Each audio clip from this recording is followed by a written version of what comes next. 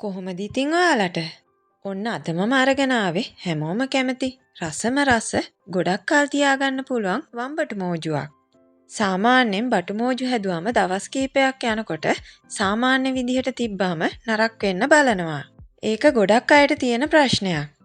Business කරන අයත් කියලා තියෙනවා සාමාන්‍ය විදිහට තියාගත්තාම මෝජු ඉක්මනින්ම නරක් වෙනවා කියලා. දවස් කිහිපයක් ගියාම ඔන්න ඉතින් මේ මම හදන විදිහට සති 2-3ක්වත් සාමාන්‍ය කාමර උෂ්ණත්වයේ තියාගන්න පුළුවන්. කිසිම බයක් නැතුව මේක ඒ විදිහට තියාගන්න පුළුවන්. දීර්ඝ කාලයක් තියාගන්නව නම් ශීතකරණයේ දාලා තියාගන්න පුළුවන්. මේක හදන්නත් හරිම ලේසියි. එහෙනම් අපි බලමුකෝ මුලින්ම මේක හදාගන්න මොනවද ඕන කරන්න කියලා. හැමදාමත් වගේ ඕන කරන දේවල් ටික මම ඔයාලට දීලා තියෙනවා ලිස්ට් එකක් විදියට. මේ මෝජුවට ලූණු බැදලා තමයි එකතු කරගන්නේ. ඒක නිසා බී ලූණු තමයි ඒකට ගන්නෙ.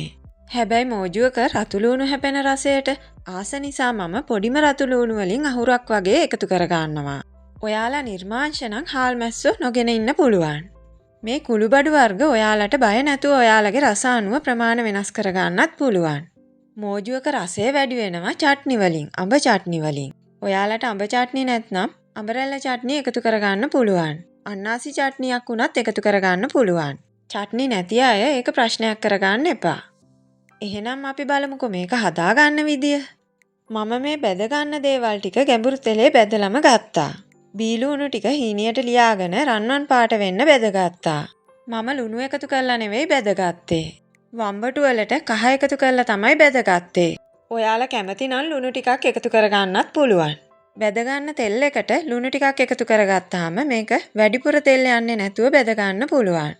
ඒ වගේම අමු මිරිස්, කරපිංචා පොඩියට කපාගත්ත රම්පා ටිකත් කර නොවෙන්න බැදගත්තා. රතු ලුණු ටිකත් ටික වෙලාවක් බැදගත්තා. හාල් මැස්සෝ ගන්නවා නම් මේ වගේ කර නොවෙන්න බැදගන්න ඕන.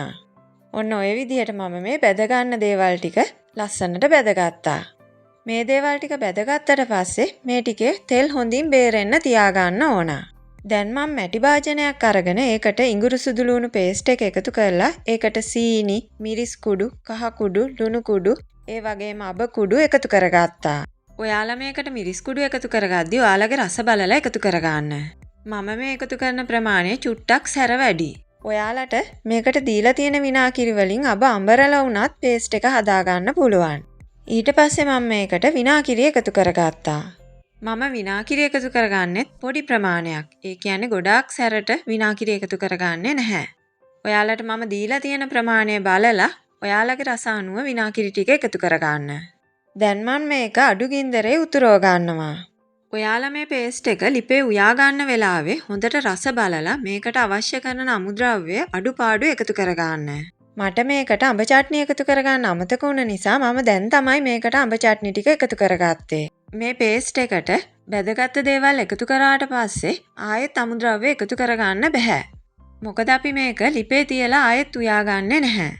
ඒක නිසා මේ පේස්ට් එක හදනකොටම අපි අවශ්‍ය අමුද්‍රව්‍ය අවශ්‍ය ප්‍රමාණයට එකතු කරලා මේ පේස්ට් එක හදාගන්න ඕන. ඔයාලගේ රස අනුව අවශ්‍ය දේවල් හරියට එකතු කරලා මේ වෙලාවේ මේක හදාගන්න. මේ මිශ්‍රණය උතුරනකොට මේක උකු වෙනවා. ඒක නිසා දිගටම හැඳි ගාන ගමන් මේක උයා ගන්න. මේක උයා ගන්නකොට ලිපේ ගින්දර වැඩි කරගන්න නම් එපා. එහෙම වුණත් වෙන්නේ සෝස් එක අවශ්‍ය විදියට පිසෙන්නේ නැතුව එකපාරටම උකු වෙන එක. දැන් මේ මිශ්‍රණය හොඳින් ඉතුරුවට පස්සේ මේක ලිපෙන් ඉවත් කරලා නිවෙන්න තියාගන්න. ලිපෙන් ඉවත් කරලා හොඳට නිවුන මිශ්‍රණය තමයි මේ තියෙන්නේ. ඔයාලට පේනවනේ මේ මිශ්‍රණය හොඳ උකු ගතියට දැන් තියෙන්නේ. හොඳින් නිවුන මේ පේස්ට් එකට මම දැන් බැදගත්ත දේවල් ටික එකතු කරගන්නවා. මේ දේවල් ටික එකතු කරලා මේක හොඳින් කලවම් කරගන්න ඕන. බැදපු දේවල් වලට මේ කුළුබඩු පේස්ට් එක හොඳින් තැවරෙන විදිහට. මේ ඔක්කොම දේවල් ටික හොඳින් කලවම් කරගත්තට පස්සේ ඔයාලට පේන්නේ වම්බටු මෝජුවේ තෙත ගතියක් තියෙනවා. මේ තෙත ගතියෙන් හොඳ රසයක් වම්බටු මෝජුවට ලැබෙනවා. දැන් මේ විදිහට හොඳින් කලවම් කරගත්ත වම්බටු මෝජුව මම මේ හට්ටියෙම හොඳින් වහලා දවසක් තියාගන්නවා. එතකොට මේ වම්බටු මෝජුව හොඳට පදම් වෙලා රසය වැඩි වෙනවා. ඔයාලට මේ ඇතිලියම මේ මෝජුව තියාගන්න පුළුවන් සති 2-3ක් වුණත්.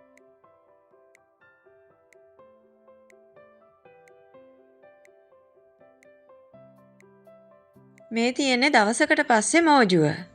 මන් දැන් මේක හොඳින් කලවම් කරලා බෝතල් වලට දාගන්නයි යන්නේ.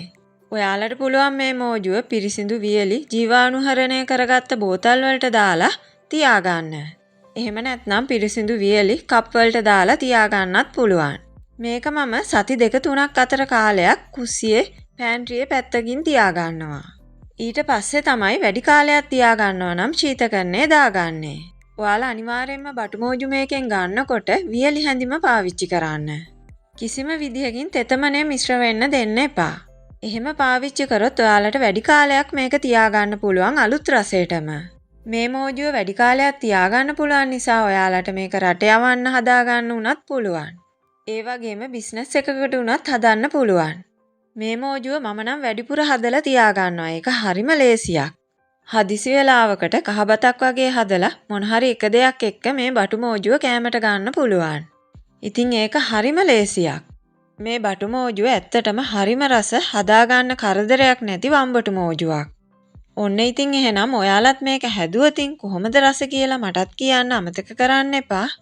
එහෙනම් ඉතින් වෙනස් විදියක වෙනස් කෑමක් එක්ක අපි ඉක්මනින්ම ආයෙත් හම්බ වෙනකම් හැමෝම පරිස්සමෙන් නිරෝගිමත්ව සතුටින් ඉන්න.